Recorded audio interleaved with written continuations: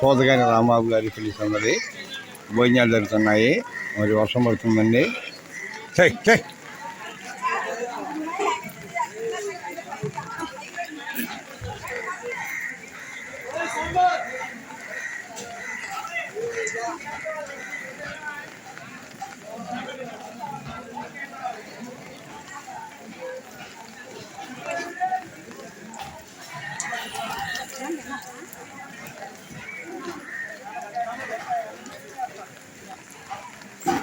మరి అనుకోకుండా ఈరోజు బాగా వర్షం పడిందండి. అయినా సరే చాలా కష్టతరంగా భోజనాలు వంటలు వండారు, భోజనాలు పేస్తున్నారు. చాలా గొప్ప అనిపించుకున్నారు ఆయన.